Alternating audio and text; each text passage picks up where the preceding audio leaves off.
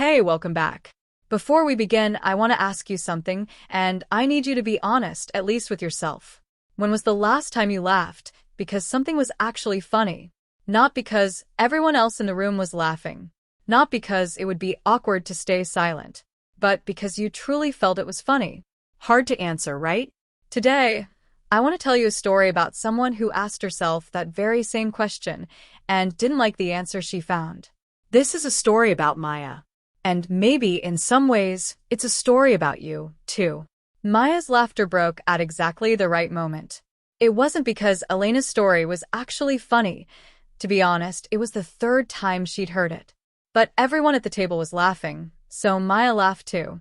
The tone was right, the duration was right, even the expression was perfect.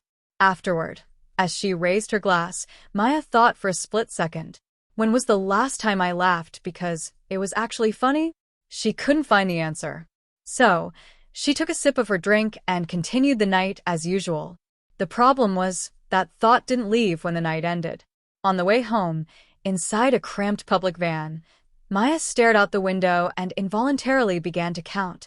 When was the last time she did something she truly wanted to do? Did she like music? Or was it because her friends liked music?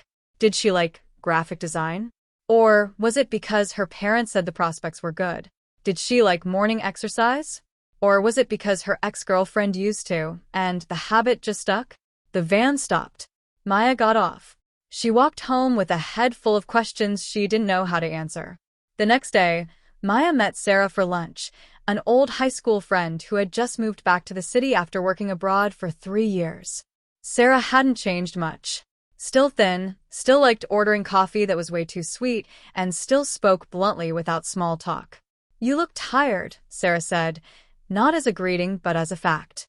"Just been busy lately," Maya answered automatically. Sarah looked at her for a moment. Tired on the outside or on the inside? Maya opened her mouth to answer, then closed it again. On the inside, that's what she thought. But what came out of her mouth was outside. She replied with a small laugh. Sarah didn't laugh. She just nodded slowly, like someone who knew she'd just been lied to but chose not to make a deal out of it yet. That night, unable to sleep, Maya aimlessly went through her old wardrobe. In the very bottom corner, hidden behind a stack of old clothes, she found a small cardboard box. She opened it.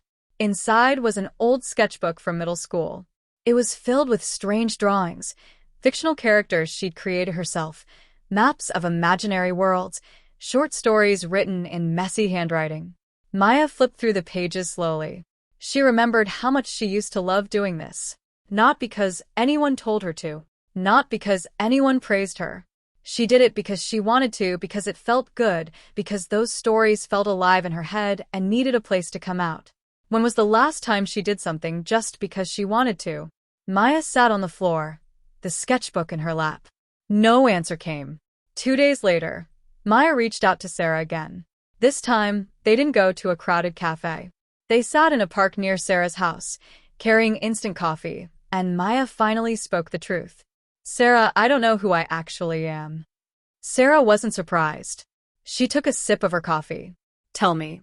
Maya told her everything, about that night at the cafe, about the laughter she forced when it wasn't funny, about the old sketchbook, and about how every version of herself she showed to others felt right at the time, but the moment she was alone, everything felt empty, like a costume taken off after a performance. "I'm tired of being the person everyone wants me to be," Maya said softly. "But I don't know what it feels like to be myself." Sarah stayed silent for a moment. Then she asked, "Do you know why you found that sketchbook?" "Coincidence." "Nothing is a coincidence when you're looking for something." Sarah looked at her. "Maybe you already know the answer. You're just afraid that the answer isn't cool enough to show other people." Maya didn't answer. But inside her chest, something shifted, like a door hinge that had been rusted for a long time, finally starting to move again. That night, Maya went home and opened her desk drawer. She picked up a pen. She didn't know what to draw. She didn't know what to write. So she started with the smallest thing, writing down all the things she truly liked. Not the things that looked cool. Not the things others liked. Not the things anyone had ever praised. The list was short. Only 7 points.